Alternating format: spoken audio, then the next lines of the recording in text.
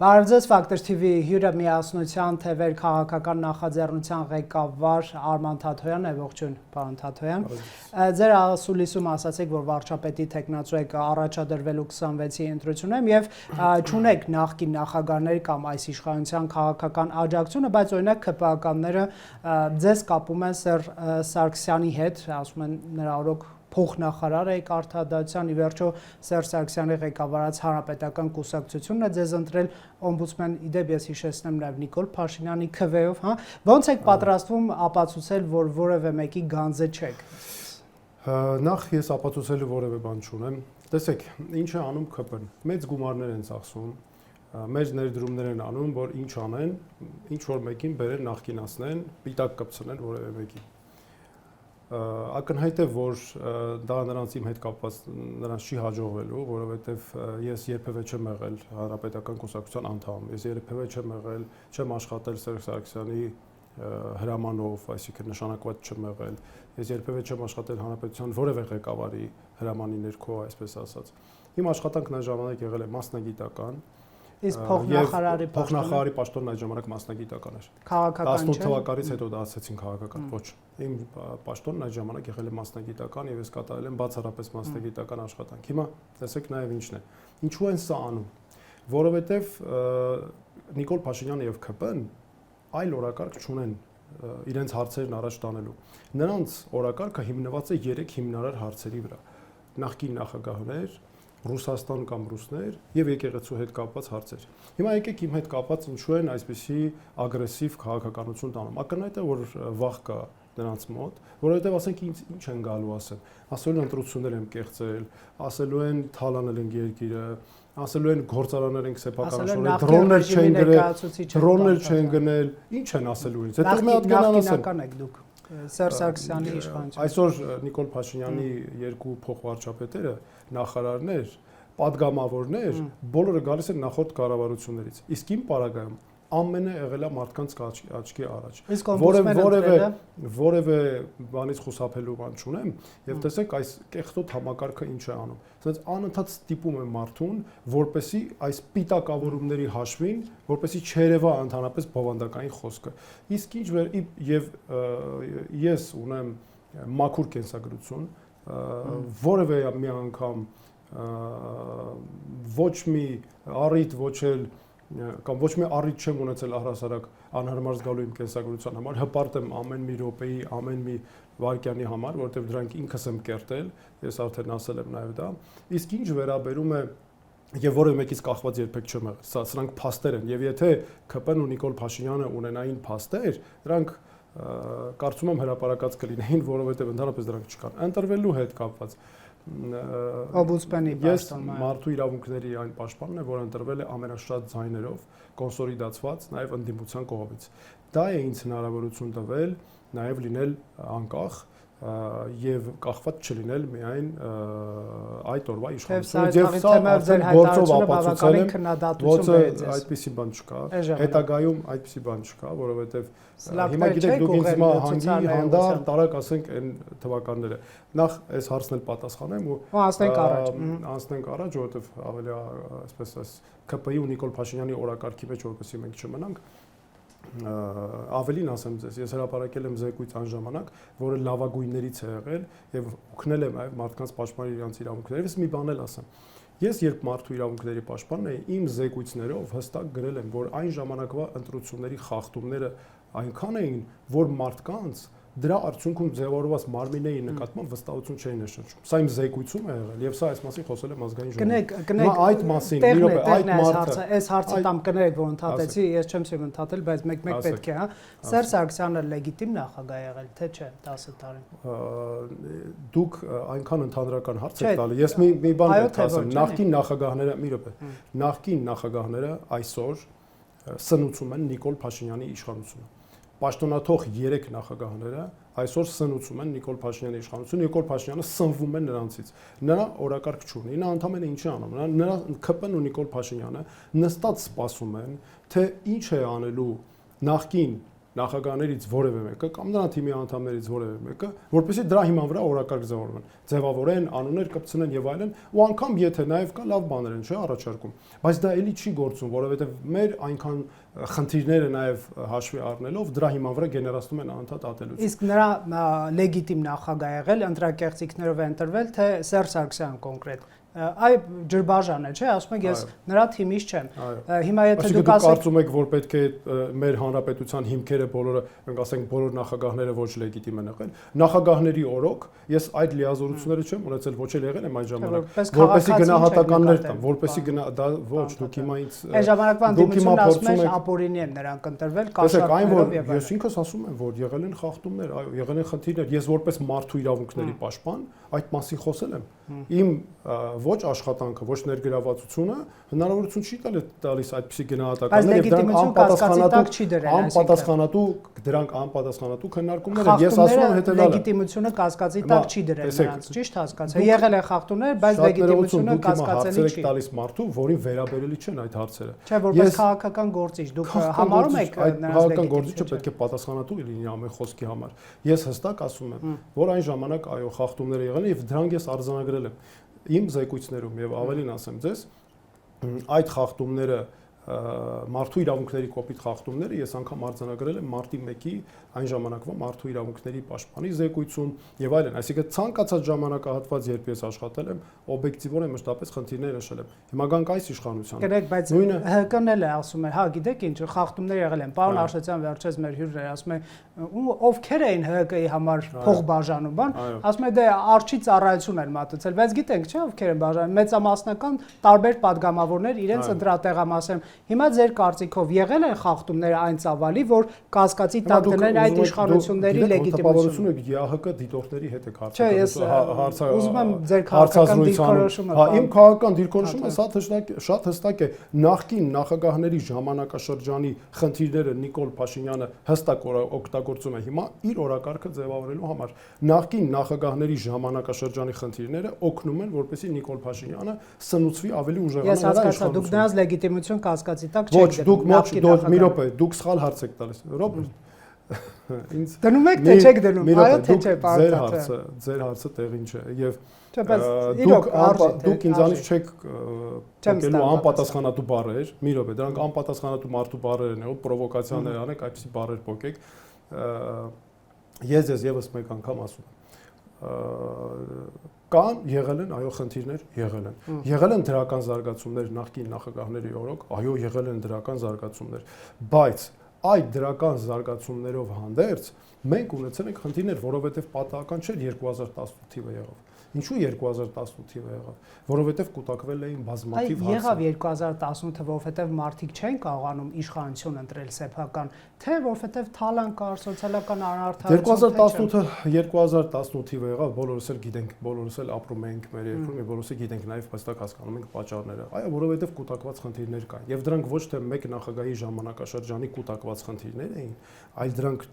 բոլոր 3 նախագահների ժամանակաշրջանի կուտակված խնդիրներ էին։ Թե տասնամյակներով չեն կարողանում երկրի նախագահ ընտրել քաղաքացիները, բունտ եղավ այսպես հասարակական իրենց ընտրական իրավունքը խախտում էր բանտը։ Ընտրական իրավունքի խախտումները եւս։ Եվ ասացի, չէ, ես դրանից չեմ խոսապում, ես ասել եմ դրա մասին։ Ես երբ մարդու իրավունքների պաշտպան եմ, իմ զեկույցներում արձանագրված է։ Ես խախտումների մասին խոսել եմ, այո, երբ բռնություններ են լինում, երբ չգիտեմ, խախտումներ են լինում, մարդու երկես դրանց մասին ամբողջը խոսել եմ, դրանք իմ զեկույցներում կան, բայց շատ ներողություն Ռոբերտ ջան, ես եկել եմ քննարկենք մենք 90-ականների 2000-ականները, թե քննարկենք նաև այսօրվա վիճակը։ Ապագան խոսենք, ապագայից խոսենք, դուք կոալիցիա կկազմեք նախկին նախագահների թիմերի հետ, չեք կազմի ընդհանրապես։ Հիմա ես կոնկրետ իրավիճակ, հա, նկարագրեմ անցել է ձեր ուժը, ենթադրենք Քոչարյանի, Սերժ Սարգսյանի, Փաշինյանի եւ ձեզնից է կախված, պարոն Թաթոյան։ Եթե չեք կազմում նախկին նախագահների հետ կոալիցիա, գնում է երկրորդ փուլը, արդեն նոր ընտրական օրենսգրքով եւ դուք ընդհանրապես դուրս եք մնում, հա, այսինքն քաղաքականությունից այդ պայդրությամբ արժես դուրս եք մնում եւ ենթադրենք գնում են Քոչարյանն ու Փաշինյանը երկրորդ փուլի։ Դուք պատրաստ եք որևէ մեկին հետ կոալիցիա չկազմել, ճիշտ հասկացա։ Լսեք, իմ կանոնը հստակ է։ Ես արդեն նշել եմ, որ մենք առաջի երկրորդ կամ երրորդ նախագահների հետ դաշինք չեն կազմելու։ Կոալիցիա, հետընտրական կոալիցիա եմ ասում, պարոն Թաթոյան։ չենք կազմելու, այո։ Նույնը վերաբերում է նաև այնպիսի, գիտեք, ըստ ընտրական արդյունքների կերևա, բայց մենք, այո, չենք կազմելու կոալիցիա ձեր նշած այսպես համակարգերի պարագայում։ Մեզ համար հիմա կա մեր օրակարգ, մեզ համար կա մեր օրակարգ, մի րոպե, ես ուրիշ հարց չեմ քննարկում հիմա։ Ինձ համար կա մեկ օրակարգ։ Մենք մասնակցում ենք ընտրություններին, մեծամասնություն ձևավորելու եւ իշխանության ենք հավակնում եւ ես հավակնում եմ վարչապետի պաշտոնին։ Վերջ։ Մենք այս օրակարգով ենք մասնակցում ընտրություններին։ Այստեղով այսքանով փակում շատ ձայն հավաքեն եւ ձեզնից կախված լինի։ Ես հիմա քննարկում եմ միայն այս հարցը։ Իմ օրակարգը միայն սա է։ Ես մասնակցում եմ այս process-ին եւ ընտրություններին մեծամասնություն ձևավորելու հավակնությամբ եւ այո, նաև հավակնում եմ դրա համար վարչապետի պաշտոնին վերջ։ Մենք այլ օրակարգ այս շատ լավ, ես հասկանում եմ, դուք քաղաքականության մեջ նոր եք մտել, պարոն Թաթոյան, եւ մի քիչ տարօրինակ կլիներ, գայք ասեք, աջակցելու եմ սրան, բայց քվեարկությունը կարող է այնպիսի իրադրություն ստեղծել, որ ձեր քվեից կախված լինի, կամ օրինակ Փաշինյանը եւ այն երկրորդ ընդդիմությունը, չէ, բայց ավարտեմ էլի, գնում են երկրորդ փուլ եւ դուք դուրս եք մղվում ազգային ժողովրդից կամ քվե եք տալիս նրանցից մեկին եւ նրանք կոալիցիա են կազմում կտակ քվե թե չէ մենք այս պահին մեր երկրի զարգացման մեխանիզմ այլ կերպ քան մենք հավակնում ենք մեծամասնություն մեր գաղափարախոսությամբ եւ երկիրը առաջ տանելու այլ կերպ օրակարգ չենք պատկերացնում այսինքն մենք ինչ ենք ասում որ երկիրը շարունակ մնացել է անցյալում շարունակ պահպանվում է անցյալում մենք ունենք մեր երկրում երկու այսպես համակարգ կամ քաղաքական համակարգը, որը ձախողված է, նստած է երկու հենասյունների վրա։ Մենք չենք պատրաստում ապահովել ոչ նախկին իշխանությունների վերարտադրություն, ոչ գործող իշխանությունների վերարտադրություն։ Ես հստակ պատասխանում եմ, ասում եմ, մենք չենք պատրաստում դա ապահովել։ Մենք ունենք մեկ օրակարգ։ Որը մեկին ձայն չեք տա, եկեք հստակեցնենք։ Սա մենք հավակնում ենք մեծամասնության եւ մենք գնում ենք իշխանություն ձևավորելու։ Եվ ամբողջությամբ, եւ տեսեք, մենք ունենք հիմա քաղաքական ձախողված համակարգ այս ամբողջ ընթացքում 35 տարիների դրա համար է այն կենսունակ չեղավ մեր երկրի անվտանգությունն ապահովելու էկզիստենցիալ հարցերը երկու այս հենասյուները իրար պահում են եւ առանց իրար գոյություն ունենալ չեն կարող ես հատուկ ասում եմ համակարգ որովհետեւ ես այստեղ չեմ ուզում անձնավորեմ ես հստակ խոսում եմ համակարգի մասին նաեւ այստեղ շատ կարեւոր է նկատի ունենալ որ եթե մի կողմը միշտ մասնակցում են նախկին նախագահները, մի կողմը միշտ մասնակցում է Նիկոլ Փաշինյանը, ապա Նիկոլ Փաշինյանը հաղթելու է, որտեղ նա ատելության գեներացնելու շնորհիվ է գործում եւ նա նաեւ մարդկանց վրա նկատմամբ մարդկանց մոտ այդ ատելությունը գեներացնելու շնորհիվ կարողանում է առաջ տանել հարցերը կամ հաղթել այսպես ասած եթե նրան հակադիր կողմում նախկին նախագահները կամ նրանցից որևէ մեկն են ես չեմ ասում նախկին նախագահները այսպես մենք արգելք ենք եւ այլ ընտրություններ ես ասում եմ նրանց իրավունքն է մասնակցել ընտրություններին բայց եթե նրանք մասնակցեն ընտրություններին նրանք պետք է նկատի ունենան որ նրանք օգնում են Նիկոլ Փաշինյանին որպեսզի նա դառնա բռնապետ որպեսզի նա ընտրվի եւ նրա այս քաղաքականությունը տանելու պայմաններում եթե մասնակցում է եւ գիտի եւ նա սա նաեւ ասեմ դες որ մեր ժողովրդի որոշումն է մեր ժողովուրդը որոշել է հստակ որ նախկին կամ պաշտոնաթող նախագահները իշխանության գալ չեն կարող եւ հետեւաբար սա պետք է հաշվի առնենք ու մենք պետք է Նիկոլ Փաշինյանին զրկենք այն հնարավորություններից այն իրեն սնուցող այսպես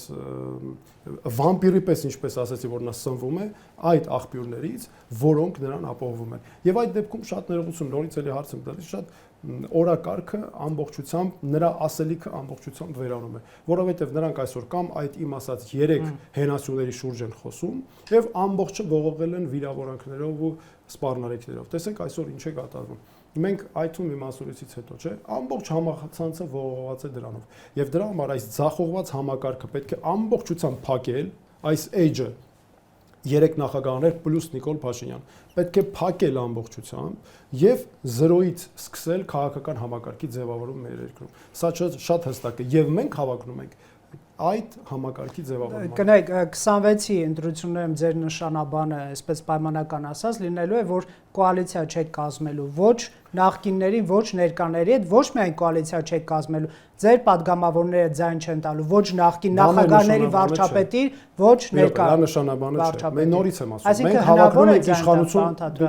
նրանց վարչապետի տեխնազուներն մենք հավակնում ենք իշխանություն ձևավորելու Իսկ եթե չձևավորեք, պարոն Թաթոյան։ Նորից եմ ասում, Ռոբերտ։ Ձեր քվեներից կախված է, սա է հաղթում, թե նա է հաղթում։ Ես այլ հարց չեմ քննարկում։ Իսկ եթե հարցը ես չեմ քննարկում, ես մասնակցում եմ այս օրակարգով եւ վերջ, որ մենք պետք է ձևավորենք մեծամասնություն, դրա համար ենք մենք գնում մեր ժողովրդի մոտ այս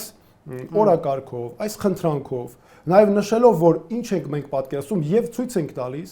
որ մեր երկրի զարգացման միակ ճանապարհը սա է, այն ինչ մենք մանում ենք։ Եթե հանկարծ մենք ունեցանք այս հին համակարգերից որևէ մեկի վերարտադրություն, ապա մեր երկիրը նորից էլի մնալու է անցյալում, որովհետեւ ինչ է տեղի ունենում։ Մի մասը ձգտում է պահպանել իր կապիտալը կամ այլ շահեր,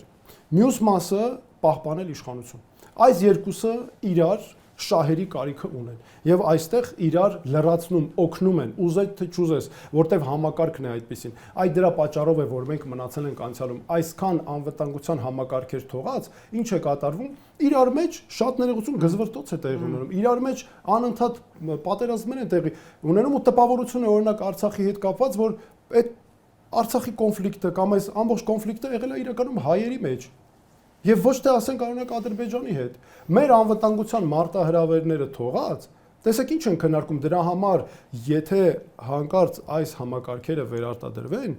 նորից էլի մեր երկիրը մնալու է անցյալում։ Ու մենք մեր ժողովրդի մոտ այս ամբողջ ընթացքում երբ հանդիպումներ ենք ունենում, եւ մարդիկ մեզ ասում են, այս ամեն ինչ ես ասում եմ, սա մարդկանց նաեւ դիրքորոշումն է։ Մարդիկ մեզ ասում են, որ չեն ուզում որևէ համակարգ, այս երկուսը պահում են մեր ժողովուրդը սարսափելի վախերի մեջ։ Տեսեք,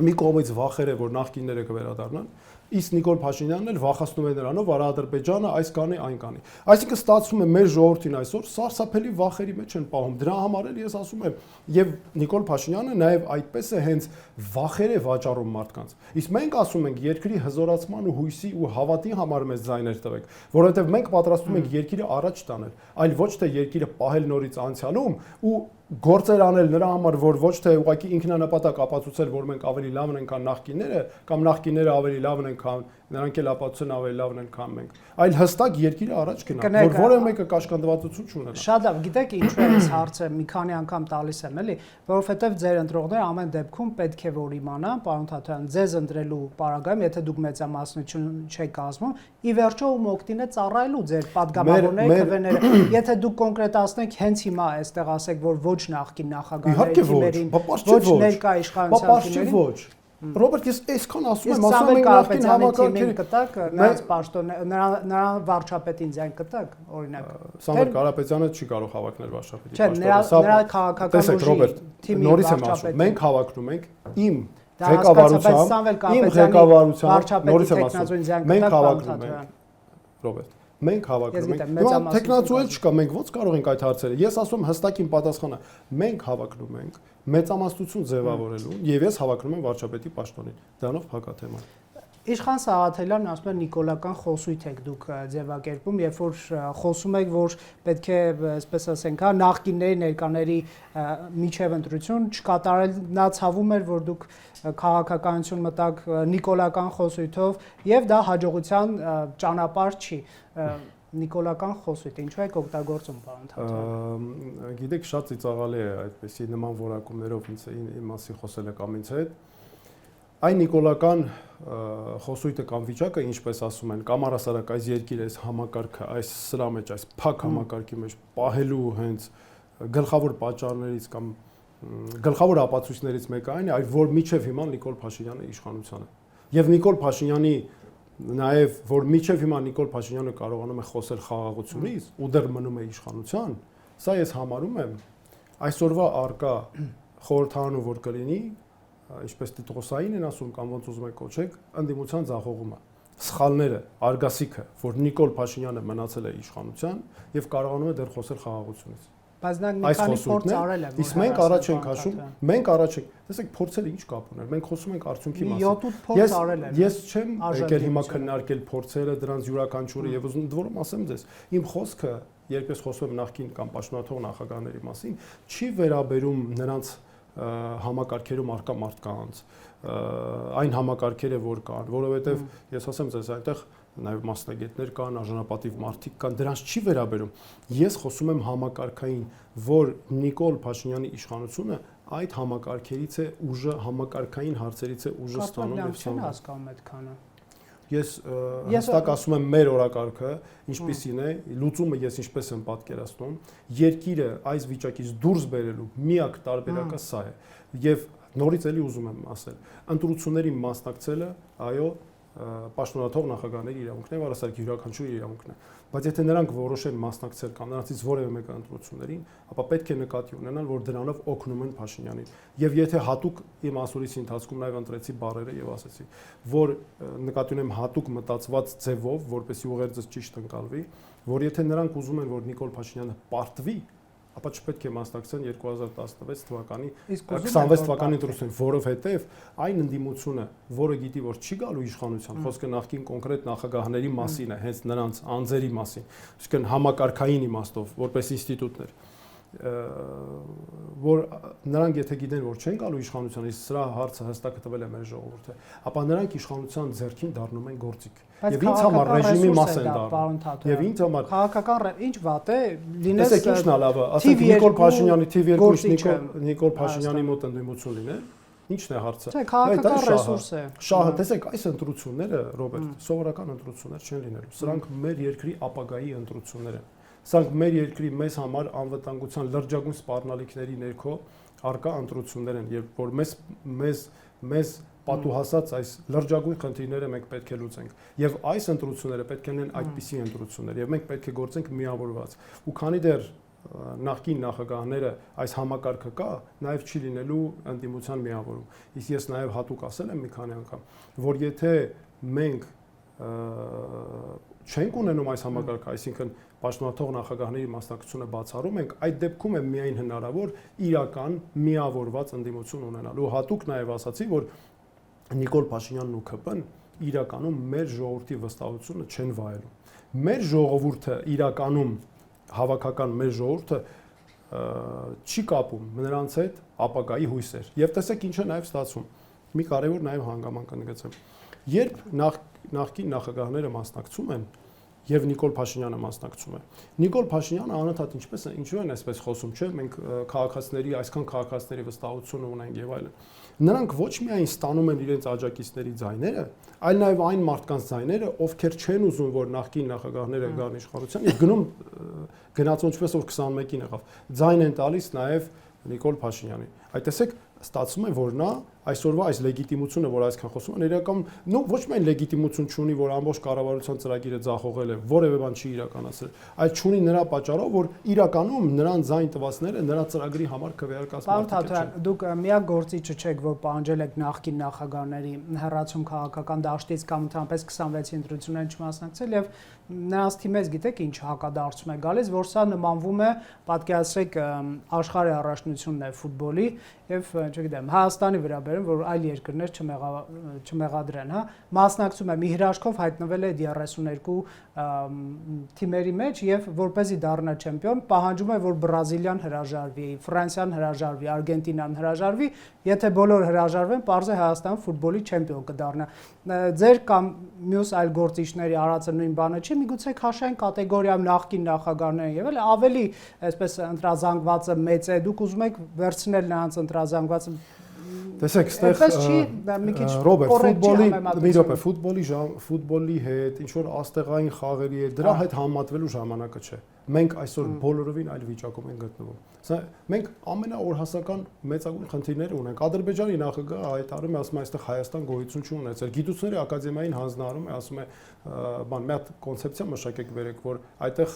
ինչպես ես եմ ասել, Հայաստան չի եղել, որ հայերը արհեստական բերվել են այդ տարածաշրջան երկու երկրներից, Արևելյան Անատոլիայից, ինչպես ասում եւ Իրանից։ Հենց դուք եք Ալիևին ճշգրիտ հակադարձող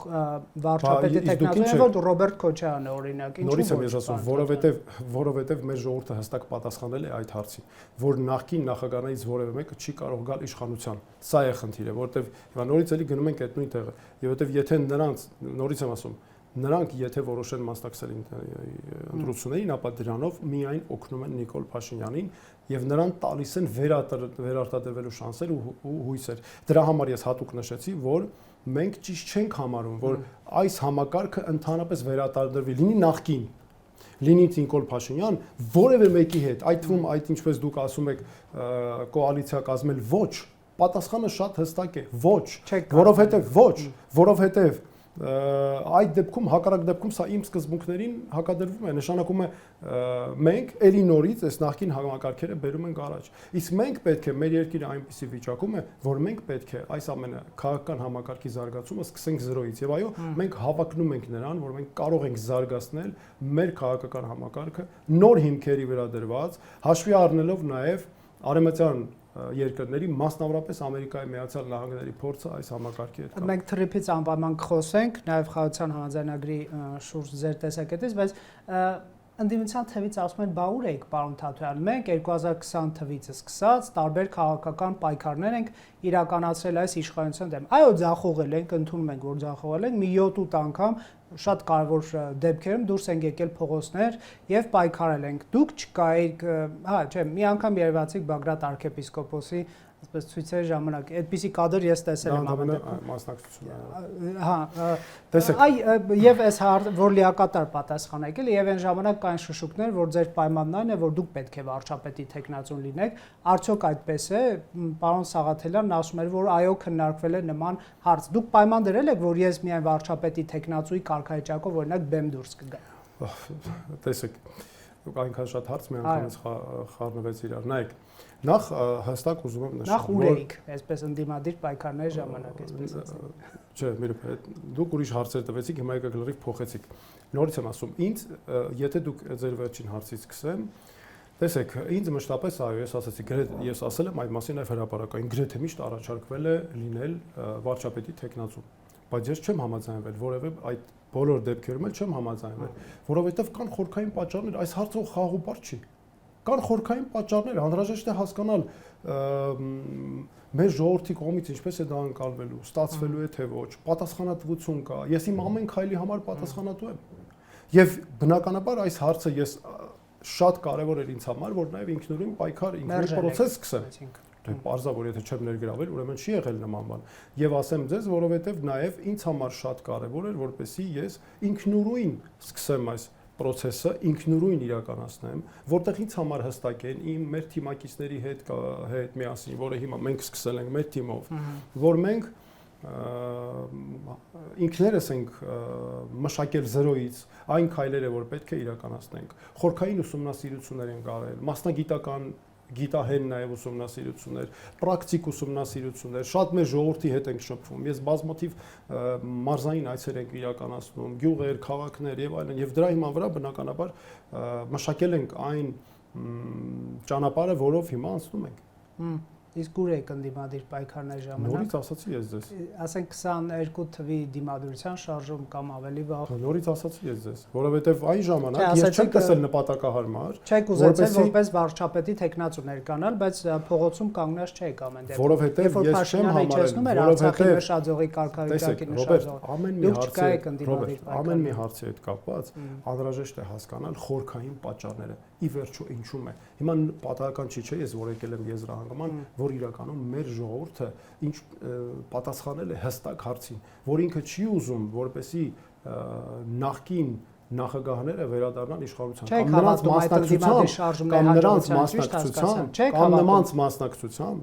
նրանց մասնակցությամբ այդ գործընթացները չեն կարող ունենալ ժողովրդական աջակցություն։ Դրա համար եմ ասում խորքային Այդ պատճառով չեք մասնակցել այդ ընդդիմադիր շարժումների հաջողության։ Չեմ ունեցել առնչություն, որովհետև քաղաքականապես չեմ ունեցել առնչություն, որովհետև այն ժամանակ քաղաքականությամբ չէի զբաղվում ես։ Ես ակտիվ քաղաքականության մեջ առասարակ այսպես նու լավ ասենք ակտիվ քաղաքականության մեջ չեմ եղել եւ ինձ համար անընդհատ անհրաժեշտ էր առիթներ էին դրանք հասկանալու համար։ Ի վերջո ինչու՞ չի պատճառները որոնք են, որպեսզի նկատի ունենան, որ հետագայում այնպիսի քայլեր ձեռնարկենք, որոնք հնարավորություն կտան արդյունքի հասնել, այլ հիմա ես ասում եմ, դրա համար եմ օրինակ ասում Եվ իմ ասորիսի ընթացքում էլ ասացի, Նիկոլ Փաշինյանին նրանք օգնում են այս մասնակցությունը օգնելու է դառնալ նորից էլի նորից այլ օգնելու է որպեսի դառնա բռնապետ եւ այդ լիազորությունների ավելի չարաշահում իրականացնի եւ ասացի որ ձեր աջակիցների բոլորի հետևից գալու է եւ հետո թող չբողոքեն որ մեր ժողովրդից չկա աջակցություն որտեղ մեր ժողովուրդը դրա պատասխանը հստակ տվել է հստակ որ ձեզ է ընտրելու ժողովուրդը եւ ոչ պարոն Քոչարյանը դրա համար էլ մենք գնում ենք դրա համար էլ կարծում ենք մեր ծրագիրը մշակել ենք եւ կարծում ենք սա է ճիշտ ճանապարհը մեր երկիրը դուրս անելու դրա համար գնում ենք մեր ժողովրդի հետ հանդիպումների բոլոր տեղերը ես բազմաթիվ այցեր եմ իրականացնում մարզերում գյուղերում եւ պետք է ասեմ շատ ոգևորիչ է նաեւ այդ հանդիպումները որովհետեւ այդ հանդիպումներին ոչ միայն քննարկվում են այս ներքաղաքական հարցերը, այլ նաև քննարկում են բազմաթիվ բովանդակային հարցեր։ Եվ ձեզ ասեմ, որ նաև այս ներքաղաքական հարցերը, որ անընդհատ խոսում են, սա նաև մեր ժողովրդի իմ խոսքը հիմնվում է նրա վրա, ինչ մեր ժողովուրդն է ասում։ Մեր ժողովրդի հետ կապված մենք խոսում ենք, գրեթե բոլորը սրա մասին են խոսում, որ մենք հոգնել ենք նախկին ու նոր անելուց։ Մեզ պետք է հստակ նոր համակարգ լրիվ, որը մեզ դուրս կբերի այս վիճակից։ Եվ այդ առումով գիտեք, մեր ժողովրդին հաճախ են ցավոք սրտի վիրավորել տարբեր կողմեր։ Դա ամենասխալ մոտեցումն է, որովհետև իրականում մեր ժողովրդի մոտեցումը շատ հստակ է եւ այդ մոտեցումը, ինչպես արդեն ասացի, այդ որոշումը շատ հստակ է եւ արդեն քանի տարի դա է։ Նրանք պատասխանը տվել են։ Եվ այս ամենի գիտեք վատը նաեւ որն է, որ այս բոլոր քաղաքական այս նախկին ներկայի վիրավորանքի, հավյանքի, այս աղմուկի ամբողջ մեջը կորում է այն բովանդակային հարցերը, որոնք պետք է մենք քննարկենք մեր քաղաքացիների հետ, հասկանանք բոլորով ի վերջո ինչ ուղղությամբ է մեր երկիրը առաջ գնում։ Եվ դրա համար եմ ասում, որ Փաշինյանին ձեռնտու է, որպեսի նա ընդդիմություն դարձնի, այսպես ասած, իր համար պաշտոնաթող կամ նախկին նախագահներին, որտեղ նա միայն նրանց հետ է կարողանում ասել, չէ, այ նախկինում թալան է կարել, կոռուպցիա է, չգիտեմ, գործարաններ եք սեփականաշնորհ է կարել։ Հիմա նորից եմ ասում, ինձ հետ Նիկոլ Փաշինյանը ինչ է խոսելու, ինչ է նորից ասելու։ Ինձ համար առաջնահերթ նշանակություն ունի մեր երկրի զարգացման հարցը։ Դե գիտես ինչ կա, արդեն ասեն ամենածիծաղելի բանն է գալիս, ես նորից ասում եմ։ Դա, չգիտեմ, արդեն էլ որերորդ անգամ արդեն ինձ թվում է, չգիտեմ։ Ասում եք ինչ ասելու, ես գիտեմ ինչ ասելու։ Գիտեք ինչ կա, հիմա ամենաշատ նախկին է իմիջիալոց, ամենամեծ նախկինը Նիկոլ Փաշինյանն է, որովհետև եթե այդպես է, ու այդպես էլ կա իրականում։ Եվ ձեզ ասեմ նաև ավելին Նիկոլ Փաշինյանը, որ այսքան խոսում է խաղաղությունից եւ այլն, չէ՞, նա հո իրական խաղաղություն չի ապահովում։ Եկեք խաղաղությունից խոսենք, մի րոպե դուք այդքան ինձ ընդհատեցիք, մի րոպե ես չեմ ընդհատում, բայց մի րոպե ավարտեմ խոսքս։ Նիկոլ Փաշինյանն իրականում հո խաղաղություն չի բերել, ամբողջությամբ ձախողել են խաղաղության գործընթացը։ Նա խաղաղության մասին խոսում է շնորհիվ նրա, որ կա նախկին նախագահները եւ կարողանում է այդ ամբողջը կառուցել դրանց վրա եւ որովհետեւ նորից ասացի դա մեր ընդհանրապես ձախողումն է որ այսքան 3 պատերազմ, այսքան պարտություն, նոր ցեղասպանություն բերած մարդը կարող է խոսել խաղաղության մասին ու դրա հիման վրա հələ մի հատ էլ իշխանության վերընտրվելու իր օրակարգը դրա շուրջ կառուցել։ Փաշինյանն է բերել ցեղասպանությունը Արցախ։ Ցեղասպանությունը Արցախում եղել է նրա օրոք, այո, բայց դա հավաքական սխալների ամբողջություն է, բայց դա նրա օրոք է եղել։ Իսկ նա սադրել է պատերազմ Ադրբեջանի դեմ կամ Ադրբեջանի։ Պարոն Քոչարյանը օրինակ ասում է պատերազմ է սադրել Ադրբեջանի։ Այդա տեսեք, սա նախկին ներկայի ամենավատ կողմերից մեկն է։ Երկու կողմերը իրար դեմ պատերազմում են, այսպես ասած, եւ արդյունքում արվում են հայտարարություններ, որոնք մեր երկրի շահերին կոպիտ հակասում են։ Երկու օրինակ բերեմ։ Մի կողմը ասում է Նիկոլ Փաշինյանը հրահրել է պատերազմ, չէ՞։ Սա որքան էլ որ ասենք մենք գիտենք որ ճիշտ է եւ այլն, բայց դա ճիշտ չէ ասելը, սխալ է ասելը։ Ինչու որտեվ դա միջազգային աչքի առաջ մեզ դարձնում է ագրեսոր պետություն։ Չի կարելի այսպիսի բան ասելը։ Երկրորդ Նիկոլ Փաշինյանը ասում է, որ հարց է տալիս ինչու են մեր զինվորները ծառայում Արցախում, Հայաստանից դուրս ներողություն, այսպես է ասում։ Սա նույնպես չի կարելի այսպիսի բան ասել, որովհետև դա նույնպես մեզ դարձնում է մեր նկատմամբ ագրեսիա կիրառելու հիմքեր է տալիս։ Տեսեք, երկու շատ լավ օրինակ դուք բերեցիք, ունենք այս օրինակը, որը ցույց է տալիս, որ այս երկու համակարգերը իրար դեմ կռվում են ու տպավորություն է մենք մեր հայազգի խնդիրները իրար մեջ է մեր կռիվը մենք Արցախի կոնֆլիկտը իրար մեջ ունենք, չէ՞, եւ նրանք այս ամենը անում են, որպեսզի իրար ցույց տան, մեկը ցույց տա իր համար, ես եմ ճիշտ եղել, նա էլ ցույց տա, որ իմ ժամանակը այսպես եղել, չէ, նա արդարացնում է իր սխալները, նա էլ իրենը եւ այն մեկը գալիս է, որ ցույց տա, ես այ տեսեք ավելի լավ եմ անելու կամ ուզում հավակնում է։ Այս մեկն էլ ուզում է, որ մնա անընդհատ ասի կոծկի սխալները, որ հանգարց նախորդները չգան ասեն մենք իրենց ավելի լավն ենք։ Հələ տեսեք ինչ է կատարվում։ Լավագույն օրինակն է, որ դուք բերեցիք, շատ կարևոր օրինակ էր, որ ցույց է տալիս այս համակարգի ձախողված լինելը, որ իրականում այս համակարգը մեր պետականության դեմ է աշխատում եւ ոչ թե մեր դեմ։ Իսկ պատերազմը սկսվեց, քանի որ Ադրբեջանը տասնամյակներ շարունակ այսպես զինվում էր, խաղաղության միտք չուներ, թե քանի որ Փաշինյանն ասեց Արցախ Հայաստանը։ Տեսեք, այն որ պատերազմը սկսվել է Փաշինյանի օրոք եւ ակնհայտ է սա, որ առաջին համար կարևորագույն դերակատարությունը այստեղ բնականաբար որպես կառավարության երկրի ղեկավար Փաշինյանին է, ասա չի քննարկվում, բայց այս ամենը մեր շարունակական ձախողումների արդյունքն է։ Սա հո մեկ օրվա խնդիր չէ, սա տարիների ընթացքում անընդհատ սխալների, կուտակումների, հարցերը չլուծելու, հետագայի թողնելու նաև արդյունք է։ Օրինակ Սերժ Սարգսյանը ինչով է ձախողվել, որպես նախագահ 10 տարի Օրինակ 2016 թվականին հայտնի լուսանկարներ կային։ Ես շատ լավ հիշում եմ ապրիլյան պատերազմի ժամանակ ես երկրորդ օրը միանգամից գնացի Արցախ։ Ես նոր էի ընտրվել մարդու իրավունքների պաշտպանի, ինչ ականջը կտրած Թալիշ գյուղի։ Չէ, ուժ բան եմ ասում։ Ես 2016 թվականին ապրիլի 2-ի գիշերը 3-ին արդեն գնացի Արցախ։ Եվ պետք է ասեմ, որ այդտեղ էր օրինակ հիշում եք այն ժամանակ նոր դրոնները Ադրբեջանը կիրառում էր, որքան շատ վնասներ հասցրեցին, եւ այդ ժամանակ հիշում եք մի կադր էր տարածվում, որ ցույց էին տալիս բոլոր ջիպերը, սև գույնի ջիպեր Հայաստանում եւ ասում են, «Էս մեր դրոններն են»։ Մարդիկ զայրույթից, չէ՞։ Օրինակ իմ կարծիքով, այո, դա խնդիր չէ, բան ինչ խնդիր էր։ Մենք այդքան գործարարներ, ես վստահ եմ, ասենք, եթե որևէ այդքան գործարարների, չգիտեմ, հնարավորություն ունեցող մարդկանց կազմակերպված կերպով պետական ծրագիր իրականացվեր, մենք այդ դրոններն ենք ունենայինք, ամեն ինչը կունենայինք, իհարկե։ Նկատի ունեք, որ ռազմական բալանսը թեքվել է, դա նկատի ունեք։ Մենք այդ ժամ ես նկատի ունեմ, որ մենք ամեն պահ ու ամեն րոպե պետք է աշխատենք ուժեղանալու վրա։ Օրինակ մեր իշխանության գալու դեպքում, երբ մենք լինենք իշխանության, հենց առաջնահերթ դա է լինելու է։ Մենք առաջնահերթ աշխատելու ենք նրա վրա, որպեսզի ուժեղ լինենք, որովհետև մենք ուժեղ եթե չեղանք, ընդ որում մի բան ասեմ հատուկ, որպեսզի չշահարկվի։ Ոչ թե խոսքը վերաբերում է մրցավազքին Ադրբեջանից, սա շատ կարևոր նրբություն կա այստեղ, այլ խոսքը վերաբերում է, որ ինքնաբավ անվտանգ լինենք, որպեսզի մենք այնքան ուժեղանանք, որպեսզի մենք լինենք անվտանգ, ինքներս կարողանանք անվտանգ լինել, որևէ մեկի հովանավոր պետության հույսին մենք չապրենք, որ մենք ինքներս մեր հնարավորություններով պաշտպանենք։ Շատ լավ, դուք Նիկոլ Փաշինյանի բանավեճի եք հրավիրել, ես տեսա նրա թիմակից Ռուբեն Ռուբինյանի արձագանքը, որ ձեզ եւ Սերժ Սարգսյանն եք հրավիրում բանավեճի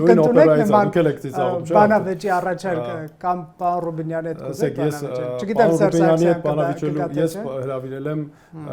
պարոն Փաշինյանի բանավեճի եւ հույս ունեմ պարոն Փաշինյանը կհաղթահարի իր մեջ վախերը եւ կգա ինձ հետ բանավեճ։ Հունվարի 15-ին ժամը 19:00-ին։ Իսկ պարոն Ռուբինյանի հետ կամ կարող է պարոն Փաշինյանը ընտրել այլ օր ու ժամ եւ վայրը իր նախընտրությամբ։ Ես զուտ ասեմ, եթե նման հնարավորություն լինի, մենք կարող ենք կազմակերպել, իսկ հա, սիրով իմիջիայլոց լավ բաներ, եկեք դիմենք, ասենք, որ դուք էլ դիմեք Նիկոլ Փաշինյանին, ասեք, որ չէ, նա օրինակ խոսում է նախընտրական ֆորմատով բանավեճի մասին, ես չեմ խոսում նախընտրական ֆորմատով բանավեճի մասին, դա լինելու է, դա այսպես թե այնպես լինելու։ Ես խոսում եմ նախընտրական ֆորմատից դուրս, նա նախկին նախագահներին հրավիրում է, չէ՞ բանավեճի։ Ինչու է հրավիրում նախկին նախագահներին բանավեճի։ Ինչու է հրավիրում նախագահը։ Ինչու է հրավիրում ձեր։ Հրավիրում է, դուք ինձ հարցրեք, ես կասեմ։ Հրավիրում է նրա համար, որ այդպես նախկինը նոր անի։ Թալանա ձեր ժամանակ եղե, գործարանները չեն կառուցվել, բանակցային փաստաթուղթ կա, հեսա ես կհրապարակեմ, հեսա ես կանեմ, մենք կանեմ, այդ մանիպուլյացիաներով եւ այլն, մտածում եմ, որ կհաղթի։ Եվ ես դրա համար ասացի, ես եմ հրավիրում բանավեճի։ Դե թող մի հատ գա իմ հետ բանավեճի։ Եվ նորից էլի ասում եմ, որ ես հույս ունեմ, որ պարոն Փաշինյանը կհաղթահարի իր մեջ այդ վախերը եւ կգա ինձ հետ բանավեճի ժողովրդավարական, ինչպես քաղաքակիրթ պետություններին է հատուկ։ Պարոն Ռուբինյանը մերժվեց, այդ հասկացանք։ Ես պարոն Ռուբինյանին չէի հրավիրել, իմ բանավեճի համար ես դիմել եմ արդեն պաշտոնական նամակով եւ մենք եւ ես գրել եմ որ կսպասեմ պատասխանը։ Իհարկե Փաշինյանը հրապարակեց փաստաթղթեր, բայց դրանք այնքան մեծ է անհնար է մի քանի րոպե ծավալվել դա որևէ մեկը չի կարող ստուգել։ Հիմա տեսեք Փաշինյանը որ հրապարակում է, չէ՞, այդ բանավեճ բանի ներողություն այդ բանակցային փաստաթղթերը։ Նախ դա ինքը շատ վտանգավոր process-ի մեջ է մտել։ Շատ վտանգավոր երկրի համար, որովհետեւ այնտեղ գաղտնի բաներ կան, վստահաբար որ դե հարկադրեցին հանդիպումների ոնց ինքը Փաշինյանը այդպես չի անում, ինքը ինչ անում, ինքը իր համար խնդիրներ է ստեղծում 0-ից։ Օրինակ պատերազմ է հայտարարում մեր պատմության դեմ 0-ից Արարատի հետ կապված խնդիր է ստեղծում 0-ից խնդիր է ստեղծում ցեղասպանության հետ կապված ստեղծում է խնդիր ինքը հետո չի կարողանում այդ խնդիրը լուծել շատ ներողություն մնում են այդ խնդրի տակ ամբողջ ՔՊ-ով հետո մի հատ ուրիշ խնդիր են մոգոնում սկսում են դրա դեմ պատերազմել դրա համար ես ասացի որ մենք մեր պատմության դեմ պատերազմը փակելու ենք միանշանակ հիմա այդ փաստաթղթերին հետ գանք դա ինչ է դա նորից էլի պատմության դեմ պատերազմ է նորից էլի մեր պետության պետական շահերի դեմ վստահ են որ հակասող արարքներ են նախորդ պաշտոնաթող նախագահներ ինչ են անել գալու են մտել իրանք են հրապարակումներ անելու չէ եթե դա կայացավ այդ այսպես այդ քննարկումը կամ բանավեճը նրանք են անելու արդյունքում ինչ է ստացվելու մեզ ով կվստահի դրանից հետո կասեն էս ինչ պետություն է մեր գործընկերներ այլ պետությունները չես կարող գախնի մի բանավիճել ինչ բանավիճես հելում գնանում են իրար հետ կռվում են հրապարակում են դրա համար մեզ պետք է այնպիսի ղեկավարություն իսկ մենք մեր պարագայում դա լիարժեք միանշանակ իմ պարագայում ես ապահովելու եմ որ ինքը չի շարժվում կոնյունկտուրային ինչ որ շահերով որ չի շարժվում այս ռոպեական քաղաքական շահի առաջնահերթություններով գիտեք ինչ կա որքան էլ որ քո ներքաղաքական խնդիրներ դու ունենաս դու երբեք չես կարող պետական շահը ավելի վեր ներողություն քաղաքական անձնական շահը պաշտոնի ավելի վեր դասես քան պետության շահն է եւ դրա համար այս փաստաթղթերի հրապարակումը հենց այդ օպերայից է փնտրում են ով է հանձնել Արցախը հարցի պատասխանը հավանաբար կգտնվի այս փաստաթղթերում ինչ է կարծում թե չի հասցվել մենք պարտվել ենք գիտեք այդ փաստաթղթերը այդ առհասարակ այս process-ը այսպես ասենք շատ վտանգավոր process է այս process-ը հնարավոր շուտ պետք է կանգնեցնել ու քանի կա այս համակարգը ինքը միշտ իր մեջ կռվելու է իրանք բոլոր իրար մեջ են կռվում սա շատ կարևոր է որտեվ տեսեք նա ինչու է ասենք օրինակ Փաշինյանը արագ պատասխանում օրինակ նախկին նախագահների հարցազրույցներ են, քննարկումներ են, չէ՞, ամենակեղտոտ վատ բառապաշարով, վիրավորական նաև ինչու է այդպես անում։ Նախ այդ վիրավորական եւ այլն անթույլատրելի է, որովհետեւ խոսքը վերաբերում է մեր երկրի նախագահներին, չէ՞, ժամանակաշրջաններում մենք ապրել ենք։ Առհասարակ նման վերաբերմունք երկրի ղեկավարը նման բառապաշարով չի կարող խոսել։ Բայց ինչի է նա այս ամենը անում։ Անում է մեկ բարձ պատճառով, որպեսզի էլի երկիրը պայի նախկինի մեջ իրեն ձեռնտու է, որ հենց նախկին նախագահներից մեկը խոսում է, նորից ինքը արագ արձագանքում է, տեսեք այս վերջին հարցազրույցները, չէ՞, ինչ եղավ այդ հարցազրույցների արդյունքում։ Մենք էլի տևական ժամանակ էլի մնացինք անցյալում։ Մենք նորից էլի մեր երկրի ապագայի հարցերը թողած, հələ գնացել ենք անցյալի հարցեր ենք լուծում։ Գիտեք, մի էսպիսի բան եմ ուզում ասել։ Մենք որքան շատ ենք սպառել ժամանակ, չէ՞։ Իսկ հիմա մեզ սպառում է ժամանակը։ Սա շատ կարևոր է ու մենք չպետք է գիտակցելը, մենք չպետք է թողենք երբևէ դա տեղի ունենա։ Իդեպ բառապաշարի մասին, քան որ քննարկվեց, արդեն որոշել եք ում գլուխն եք առաջինը փոկելու վարչապետ դառնալուց հետո։ Նախ ես այդպես չեմ ասել, ես ասել եմ վիզը փոկել եւ դա վիզը կամ գլուխը նույն բանն է էլի դե պարոն Թաթոյան ֆիզիոլոգիական թե դուք ֆիզիոլոգիան եք քննարկում։ Այս լավագույն կեսաբանը չեմ։ Այո։ Բայց դա նույնը չէ։ Տեսեք, սա ես արդեն ասացի որ սա հատուկ հնարք էր, որ մենք իրարեցինք եւ այդպես էլ եղավ, մեր հաշվարկով էլ եղավ։ Ամբողջ ԿՊ-ն թողեց իմ ամբողջ ասուլիսը, որտեղ այդքան կարևոր հարցեր էի քննարկել եւ անցավ այդ մի արտահայտությունը քննարկելու։ Ինչու մենք դրանով ապացուցեցինք, որ եթե նախկինների հարցը չգիտեմ, մյուս ռուսների հետ կապված հարցը, եկեղեցու հետ կապված հարցը հանում ես, նրանց տակը բան չի մնում քննարկելու։ Ինչ պետք է քննարկել։ Ամբողջ երկիրը ձախողելու ինչ խաղաղություն։ Խաղաղություն մենք ապրում ենք խաղաղության մեջ։ Խաղաղություն, որ այսքան պատերազմ է 2021-ին եղել են զոհերու պատերազմներ, 20-ը հələ թողնենք, 20 թեև ամենադաժան ու սարսափելին 20-ին է եղել, 22-ին եղել է, 23-ին եղել է, 24-ին էլ մենակ 24-ին էր, որովհետև բազմաթիվ զիջումներ եղան։ Մեկ տարի 8 ամիս զոհ չունենք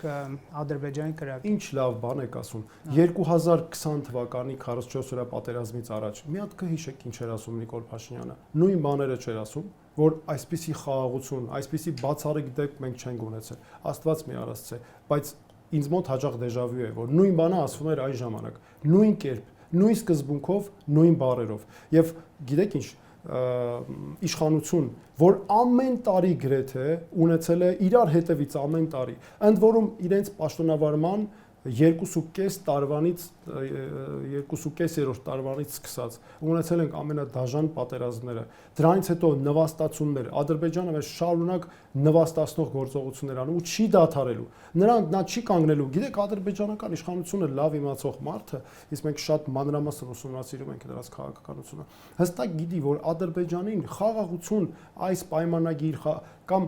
թշնամանքը Հայաստանի նկատմամբ նրանք այս իշխանությունը չի դադարեցնելու։ Այս իշխանության չի դադարեցնելու։ Ասում են խաղաղություն ենք բերում, իրական Հայաստան չունենք, այսպես արտաքին նվաճումների օրակարգ, արցախցիների վերադարձի հարց չունենք, որովհետև փախստականների հարցը դնել օրակարգում խաղաղությունը վտանգում է, փակված է արցախյան հարցը, բացում ենք սահմանները, կոմունիկացիաները,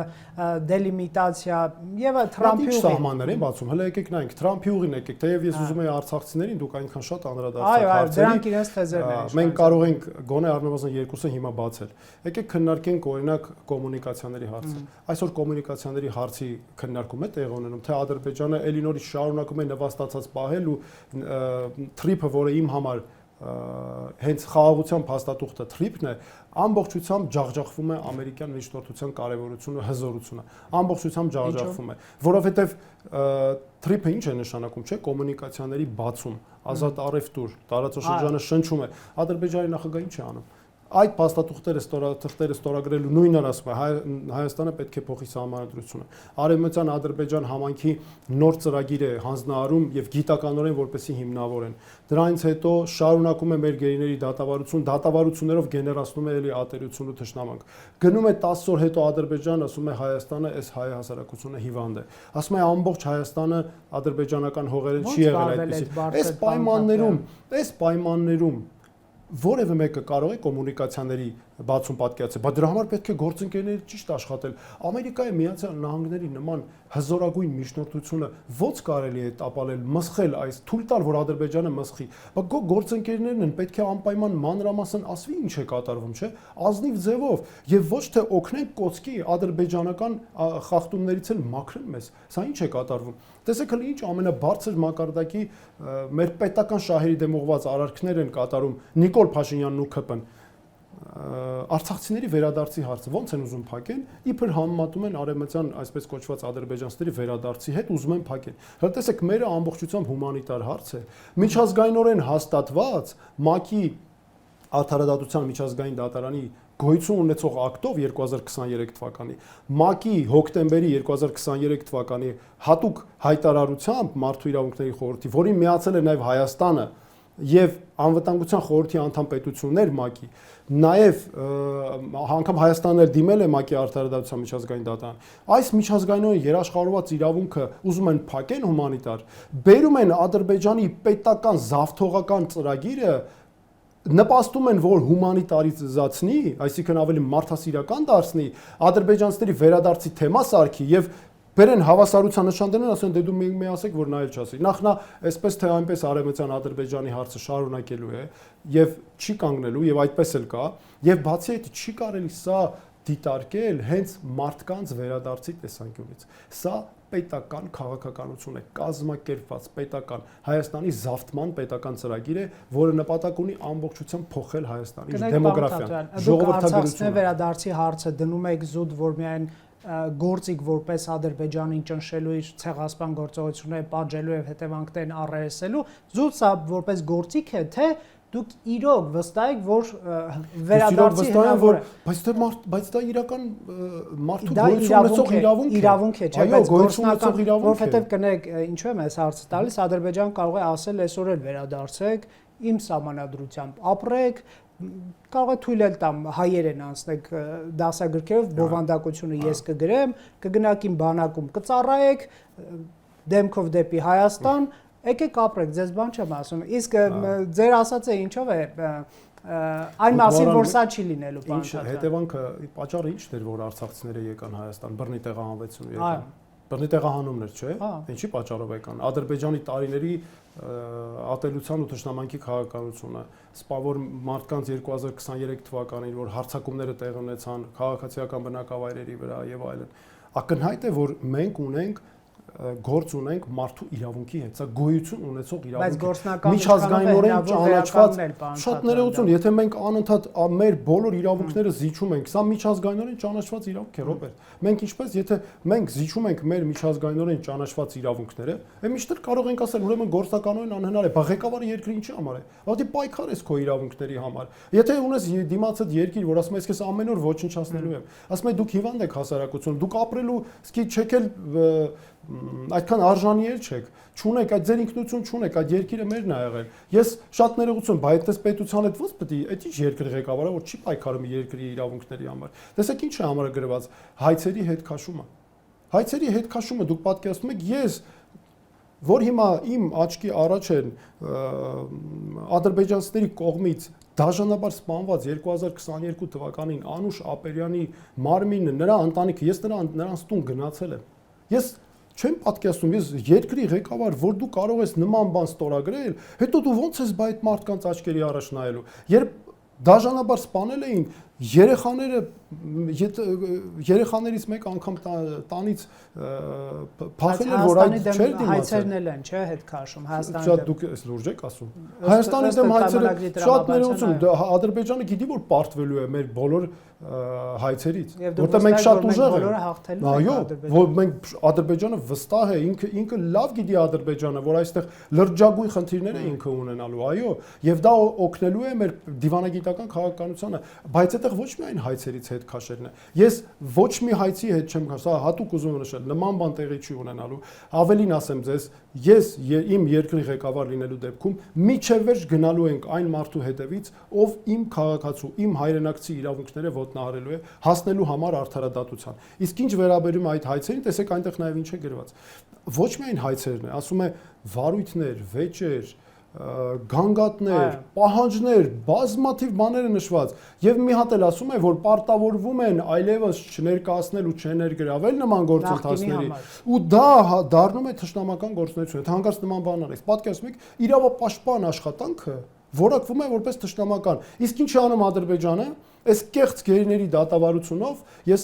այդքան ասել եմ, որ գերիների դատավարությունը, գերիների հարցը չի կարելի միայն գերիների հարց դարձնել ազատ արձակման մարդկանց, այլ պետք է այդ սպառնալիքը ամբողջությամբ, որը կեղծ է ամբողջությամբ, բայց այդ սպառնալիքով Ադրբեջանը մեզ համար ինքը իր տեսանկյունից փորձում է ամեն ինչ անել, նոր ագրեսիայի հիմքեր ստեղծել։ Մի հատ տեսեք ինչ է արել, հաշվում են վնասներ, տուն արտուր գնում են, գյուղ առ գյուղ, զոհեր են ցուցակագրել, տուժողներ, մեծ ահռելի գումարներ են հաշվում եւ այլն, բայց դուք գիտեք ինչ անելու ինքը այդ դատավճռով վերջում։ Գալու է Հայաստանից պահանջներ ներկայացնի, չէ՞, անընդհատ պահելու է Դամոկլյան սրի պես ձեռքում, որպեսզի ճնշումներ գործադրի Հայաստանից պահանջներ կորզի։ Բայց մենք եթե ինչպես կարող ենք ասենք այսպես այս դիրքերում մնալ ու ասել խաղաղություն է, սա այս վիճակը որ կա Նիկոլ Փաշինյանի այս քաղաքականությունը պատերազմի տանող եւ մեր երկիրը զավթման տանող,